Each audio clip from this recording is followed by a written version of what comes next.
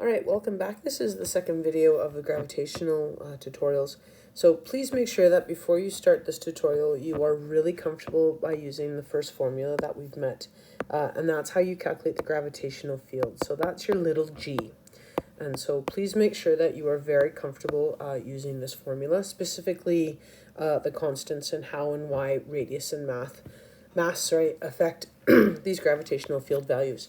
One of the things we're now going to do is we're now going to take a look at the test body. So again, remember, anything within a field, that field strength or the amount of pull is caused by the source. So specifically with gravity, that has a direct link to the mass of the source, right? So any object that has mass, this is your source. Now, if I am an object within this field, how I interpret or how that pull affects me is called the force due to gravity. Okay, so this is an important part that you understand, that this is a slightly different idea. This force due to gravity, or what I feel because of this pull that this field is creating, you actually know by a different name, and you know that by the concept of weight. Now, it's really important that when you start looking at how this works, again, page 2 in my data booklet is going to be really, really important. You have already met part of this equation. So when you actually look in your data booklet, it looks slightly different. You're actually going to see it look like this. These sort of vertical up and down squares just basically tell you that we're looking at absolute values. So don't worry too much about that. You have already calculated little g. We have already completed this. This is the original equation. So this is the field strength I'm in. The other thing that we're going to see is another m. So it's really important you understand how this question is set up and what m are we talking about. This is the mass of the test body, not of the source. Okay, so it's really important you understand that. So to give you sort of a case in point, if I were to take a person and I were to put them on Earth, so again, the field strength that Earth would have, again, I would take where they are and I would go directly to the center. That field that is created by this particular body, I know that the mass of Earth is going to be influential and the radius from where they are. Okay, so if I were to take a look, the field itself, we already know that strength is 9.81 newtons per kilogram where you are on Earth. Now that's going to fluctuate as you basically go around the globe.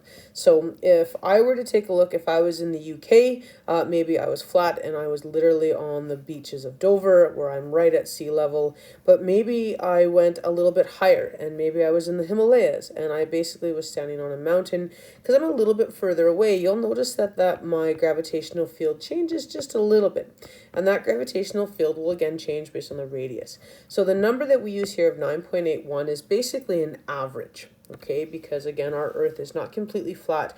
We kind of have to average it. Now, one of the things that I want you to kind of note is that the pull I feel can change because of the radius, for the distance I'm from the center. But the one thing that did not change in this example was the mass of the person. Okay, so this is the mass of the test body or the person within that field. That person has a mass of 100 kilograms. Mass is constant. The only way I can change your mass is I can physically remove some matter from you or add it. Okay, so when you basically set up this question, again, always write out what you know. I know that the question is asking about the force due to gravity. I have to make sure I understand that that is the same concept of weight. So add this to your data booklet if that maybe will help. So when I then actually do plug and chug and I take a look at my formula, and I know that the force due to gravity is the mass of the test body or the mass of the person, okay? And I'm going to multiply that by the gravitational field, okay?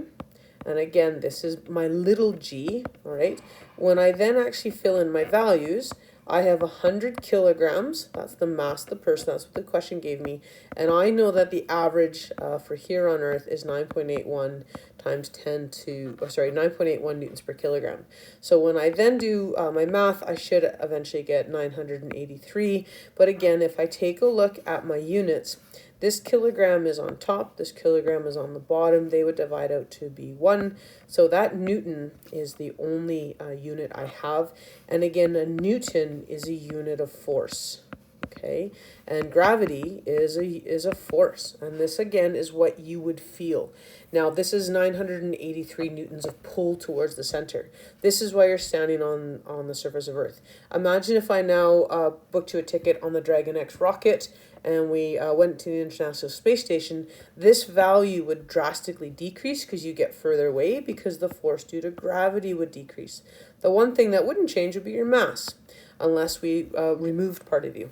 So that's something we're not going to do. So these are some really important questions. What I'd suggest you do is you pause this video and make sure you give each of them a go. I'm actually going to do each of them here to the right. And so pause the video and then rejoin when you think you want to double check how you did. Okay, so welcome back. So again, for the first question, we're asked again, what is the force due to gravity or this person's weight? So please make sure again you grab your formula. I need to make sure I can list out everything I know. So the mass of this man in this question is 80 kilograms. The gravitational field strength on Earth, again, I'm going to look in my data booklet, is 9.81 newtons per kilogram. So I've listed everything, and now I'm just going to substitute. So I have my 80 kilograms, and I'm going to multiply that by 9.81 newtons per kilogram. And if I do the math properly, you should get 784.8 newtons. Right? So again, if you take a look at sig digs, if we really wanted to be careful with this, I only have 2 sig digs. So ideally, I should only have 2 sig digs here. So I'm going to put this into scientific notation. So I'm going to move that decimal. And if I take a look, I moved it 2 spots. So this is now going to be 7.8 times 10 to the 2 newtons. Ideally, that's a perfect answer. If you simply left it as 784 0.8 newtons, that would also be fine, but ideally you want to be able to clean up those answers and those values as best you can. Okay, so when you look at now question number 2, this is again a similar question, except for question number 2, I've actually changed where you are. So you've booked a ticket to the moon, so congratulations. So again, I have to interpret first, what is the question asking? It's asking again for the weight. So I have to make sure I know that weight again is this force due to gravity. This man, the man has not changed its mass. They still have a mass of 80 kilograms, but now the gravitational field of the moon is much smaller. It's only 1.625, and that's because the moon is much smaller than that of Earth. Okay, it's about 1/6 of the size. So if I've listed everything, and now again, I'm just going to go in and I'm going to input my values. Again, the units are really important because they kind of help give me direction and clarity. And did I actually interpret the question properly? So if you put everything in correctly, you should get 130 newtons. Again, if you wanted to have, again, a perfect answer, one of the things, this is slightly different just because sig digs I find are an important part. If I take a look at the gravitational field I was given, I have 4 sig digs here. So if I really wanted to make this a perfect answer, this is exactly, I'm just going to expand this to 4 by putting in a decimal 0. So the weight I would feel as an 80 kilogram person is now 130 units of force versus 784. Now, one of the things you can do in square brackets, you can actually tell me which direction you are feeling this force. And it's going to be towards the center. This might seem a little bit silly and a little bit odd, but technically that is the correct way of answering these questions, because forces, whether it's force due to gravity or the gravitational field strength, because they're all vectors, technically you should have a direction and in square brackets. So that's something that we're going to build on as we basically go through. So number 3 and number 4 are a little bit trickier. So one of the things I want you to note is that when I take a look at question number 3, what is changed is what the question is asking. It's still asking me to figure out the force of gravity acting on this astronaut. So this is our Governor General, Julie Payette. She was a really important Canadian astronaut in her day, but the question, we don't have the gravitational field strength yet because she's basically on an unknown planet. So if I understand the question, it's asking me to figure out her weight or the force due to gravity. So that is this. But the problem is I don't know little g yet. So I need to find little g. So this is me going back to my original formula. So because I need to find little g, I need to unpack this a little bit. So I know my gravitational constant is 6.67 times 10 to the negative 11th. I know that the mass of the planet, please make sure you triple check this, because remember, this is all about the source. This is the trick here. The mass of the planet, if I look in my question, it's given to me because I can't do it without this, is 5.14 times 10 to the 21 kilograms. So it's a bit smaller than Earth. And the radius of the planet, again, or of the source, is quite small. It's only 3.65 times 10 to the fourth. Now, if you can actually visualize these values, you're going to note that this particular planet is really quite dense. And it's going to be really an interesting scenario for Miss Payette.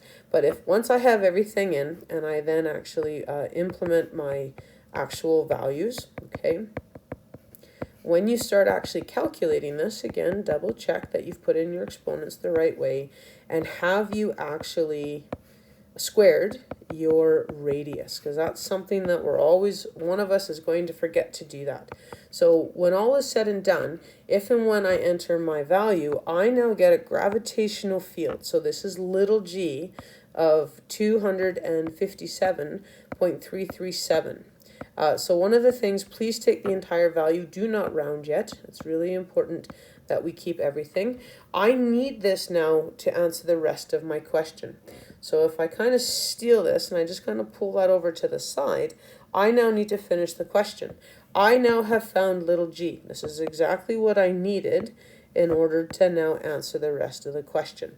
So the rest of the question is, now that I have the gravitational field, I now can just put this in. So now the mass, this is the mass of my person, or the mass of the object. So again, I need to make sure I can keep track of which mass I'm going to use.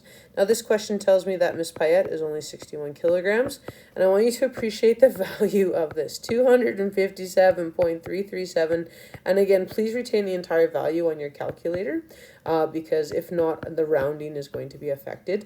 This is an exceedingly high gravitational field. Julia Payette wouldn't even be able to stand up. She would actually be liquefied. She would just be basically taken straight in to the surface. So even on Jupiter, that gravitational field strength is only 25 newtons per kilogram. So this is just kind of a fun sort of extra example. But when all is said and done, Miss Payette, if she was really worried about her weight, so to speak, this is a really high value. And she's over 15,000 newtons. Okay, that is her weight. Again, her mass is still 61 kilograms, but she is going to feel this pull towards the center of the Earth. That's the direction that this is going to be. Okay, so it's just kind of a fun example, and hopefully you were able to identify that, wait a minute, that seemed a little bit odd.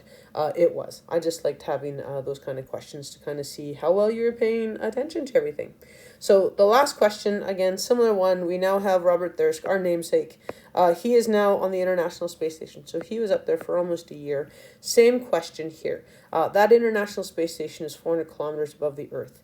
So again, if I look at the question, this is what it's asking me. It's asking me about the force due to gravity he is going to feel. But I need to put this into context. Here's the Earth, okay? And here is the ISS. It's 400 kilometers above the surface. In order to answer this, I need to figure out what little g is at this location. So we have done these questions before. So job number one is I have to first figure out little g. So to do that, let's list everything we know. So to figure out little g, I need my gravitational constant. We have that. Thanks to Henry Cavendish, we know what this is. The mass of the Earth, because again, this is Earth, I know is 5.98 times 10 to the 24th kilograms. The radius, this is where you have to be really careful, because I need to add the radius of the Earth plus where Mr. Thirsk is. So what you need to do is I'm going to take the radius of the Earth plus the altitude or the height at which he's at. So if I take the radius of the Earth, that is 6.37 times 10 to the 6 meters. We've already met this. We've seen this value before, and he is now 400 kilometers, but I need to convert that to meters. So this is the trick with this question. There's a couple of things I need to do. So when all is said and done, I've just converted this into scientific notation. It is now 6.77 times 10 to the 6th, or basically just over 677,000, or sorry, 6 million kilometers, or sorry, meters. So when all is said and done, and I actually put everything in, your little g you should get is a lot smaller than 9.81. It's going to be 8.7.026. And again, please retain the whole value. You need to make sure that you can don't round yet, because I'm not done yet. Okay, so this is my little g. I've just answered the first part of my question. Now I can go back and I can substitute it in. So now when I actually go in and I fill in the actual question, it looks like Dr. Thersky has 85 kilograms. As per the question, that's his mass. And then the gravitational field where he is a lot lower at 8.7.26 newtons per kilogram. So again, when you actually, if you put everything in correctly, his mass is, or sorry, his weight is 739.72 newtons. Again, this is his weight. This is how his body is going to perceive this field. So he is going to feel a lot lighter than if he was here on Earth. Okay, so I hope this helps. And again, please make sure if you need any help, you come see me. Make sure you know how to solve for little g as well as the force due to gravity, or essentially what your weight is. And the next lesson, we are now going to look at electrical fields. So one of the things, if you want to, please make sure that you can actually differentiate when you look at your source. When you have gravity, that source is going to have a mass to it. So think of planets and objects like this. When we're looking at electrical fields, the big thing about the electrical fields is you need to know if you have a positive or a negative source. So one of the things we have to discuss is opposites, do they attract?